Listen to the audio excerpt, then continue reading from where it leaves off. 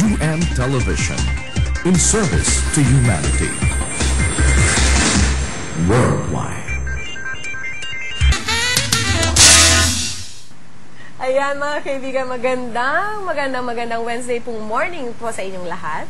Naririto po na naman kami, Ms. Lynn Perez, makakasama nyo isang oras na namang talakayan tungkol sa ating pangkalusugan. Ayan, tuloy-tuloy po ang ating magiging talakayan. And of course, ang ating topic po ngayong araw na ito, problems sa grades. Ayan. Or learning problems in today's school kids. Ayan. Which is very, talagang malaking problema natin. Ano nga ba itong hawak ko mga kaibigan na ito? Ito po ay papaliwanag sa atin ng ating panauhin for today. Siya po ay isang graduate ng Occupational Therapy sa University of Perpetual Help Rizal. Ngunit siya po ay naging licensed brain gym instructor at naging consultant po sa kanyang pag-aaral sa Singapore. Ganon din po sa Ventura, California, USA. Siya po ngayon ang directress, tama ba yun, ng Integrated Movement Learning Center. Mga kaibigan, let us welcome, she would rather be called Teacher Gles Repia. Ayan. Magandang umaga po sa lahat. Good morning po, Doc. Good morning, Teacher Gles. Good morning po sa lahat ng televiewers ng WhatsApp, Doc. Ayan. Okay, so punta na kagad tayo, no? Doon sa talakayan natin. Apo. Nanggaling kayo ng Ventura, California, sa Amerika, ganon din sa Singapore, for the purpose of learning a particular approach sa mga batang may problema. Ano po yung pinag-aralan nila doon? Actually po, nag-aral ako sa Singapore, pero yung approach po na inaral ko sa Singapore is nag-originate po sa Ventura, California. Okay. The founder of Brain Gym, the approach is Brain Gym. Okay. The founder of Brain Gym is Dr. Paul Denison, who is an educational therapist. Ayun. Okay. Nagde-deal siya sa mga tao, children or adult with learning disability. Okay, so yung learning disability. So, i-define na kagad natin yun na, ma'am? Right. Ang learning disability. Ano po ba ang learning disability? At ano ang mga uri nito? Okay. Actually, napakalawak po. Pag sinabi nating learning disability, napakalawak niya. Ang common lang na alam natin is yung batang hindi makakope sa school. Right. Dahil nga po may problema siya sa academics. Ayan. Yun kagad ang una nating in layman's term. Pero marami pong categories ang tinatawag nating learning disability. Meron po tayong tinatawag na may reading problem, reading disorder, which is commonly called, familiar tayo sa term na dyslexia. Yan. Dyslexia. Tapos meron din po tayong tinatawag na merong math disorder naman. Okay. Which is ang tinatawag natin is akalkulya naman. Okay. At meron din po yung something to do with writing and we call it agraphia. So maraming characteristics or maraming ang learning disability is maraming categories siya, hindi lang iisa. So pag tinawag nating learning disability, broad na siya. Okay. So kailangan malaman alin doon Tama. ang problema ng bata. Oo, maganda yan, partner. Kasi karamihan nga ang kaalaman ng ating mga kababayan, once learning disability, akala nila overall, mababa sa math, science, lahat. Pero may mga estudyante nga, in particular, mababa sila sa isang subject like math or science. So learning disability rin pala ang tawag doon. Opo, learning disability din ang tawag doon. Nako, dapat alamin ko mga learning disability sa mga anak ko. Ayun, tama nga.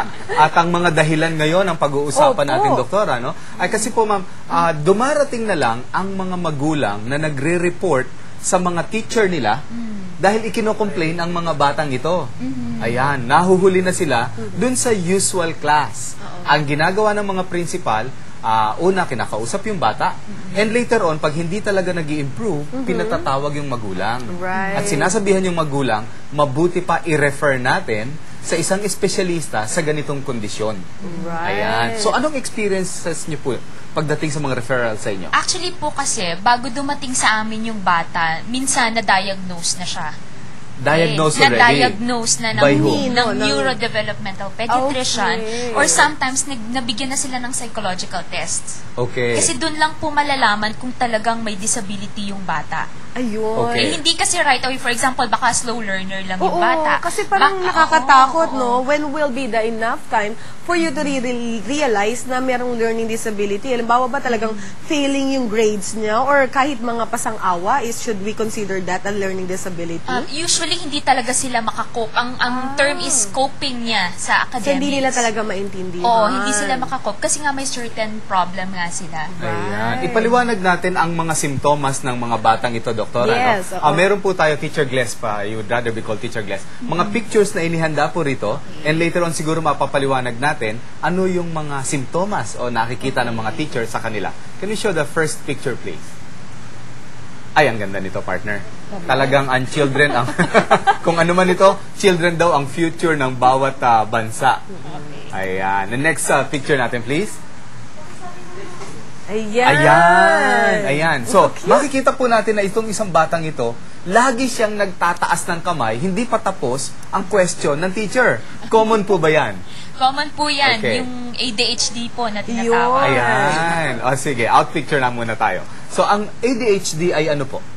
Ang ADHD po is yung tinatawag nating Attention Deficit Hyperactivity Disorder. Right. Ngayon, itong disability na to is pwedeng mag-comorbid sa tinatawag nating learning disability. Pwede. Okay. Because of yung behavioral problem, yung attention problem nila. So, partner, yung katanungan natin kanina, ano yung mga ipinapakita ng mga batang ito na napupunan ng teacher sa kanilang eskwelahan? Okay, kung mag-start muna tayo since pinakita niyo yung picture na yung nagtataas ng kamay, Oo, kahit oo. hindi naman tinatawag. Okay. At sometimes, kung hindi man siya diagnosed, possible baka ADHD yung bata. Dahil hindi pa man tapos yung question, talagang nakataas na kagad yung kamay. Aggressive, no? Aggressive, Oo. atrebido. Oo. Atrebido, Parang alam number lahat, one. no? Okay, atrebido. Ano pa, Dok? Ano pa? Saka restless, no? Oo. Tapos, usually, pag gumagawa yan ng work, hindi rin natatapos. Ayan. Kasi may attention problem sila. So, definitely, hindi sila may problem with academics, pero may behavioral problem sila. So, yun yung nakaka-affect. The academics is okay. The academics is okay. Ang behavioral niya ang may Behavioral problema. nagkakaroon ng problema, kaya hindi makatapos ng trabaho. Yung Teacher Glass, ito ba yung tipong pag may ginagawa siya ngayon, halimbawa nagsusulat, naiisip niya kaagad kung ano yung next niyang gagawin? Kaya Opo. hindi niya natatapos yung ginagawa niya? Or di kaya, madali siyang madistract. So, minsan, kaya bumababa yung grades nila dahil doon. Incomplete. Pero meron din po tayo talagang tinatawag na yung learning disability. For example po, one factor is yung reading.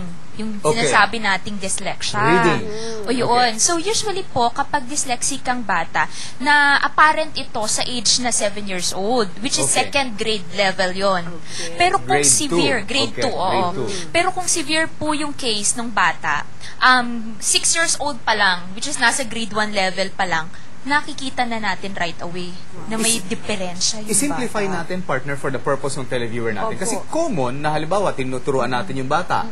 Talaga namang balibaliktad sila tumingin ng letra eh.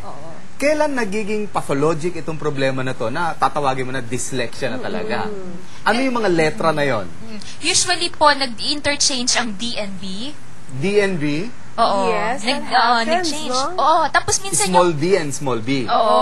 Tapos okay. yung Yung minsan yung posisyon. letra na, yung letter na S, mali yung kanilang pagsusulat. Paharap sa kabila. Oo, paharap sa kabila. Okay. Tapos usually, ang mga batang may reading problem, slow sila in terms of reading. Yung speed ng reading nila slow, minsan may omission, nagtatanggal ng word, or minsan naman nagdadagdag. Ang Bakit niya pinaka-worst, tinatanggal? ganun po ang Hindi the niya way, nababasa hindi yun. niya nababasa. Nagdadagdag Hindi siya na para maintindihan to siguro. compensate Oo, doon sa diba? Or idinilit sometimes niya. talagang kasi possible may problem din with the eye tracking. Okay. So minsan na Na talagang- hindi niya nakikita yung word.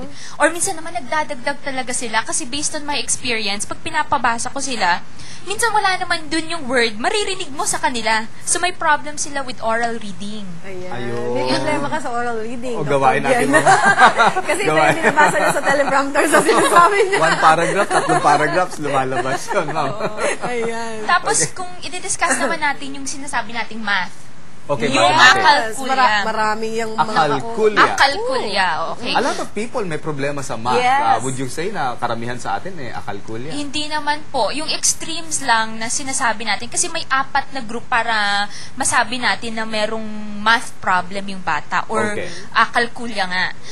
Yung 4 na yon is yung linguistic skills, Okay. perceptual skills, mathematical skills, at saka yung attentional skills. Ayan. Kapag yung 4 na yon ay positive, na may hindi nila ma-adapt yung apat na yon, posible na papalo Kailangan sila natin sa ipaliwanag ng simple yan sa mga televiewers natin. Okay. Ano po ba yung linguistic skill? Okay, linguistic skills is yung understanding niya ng math terms.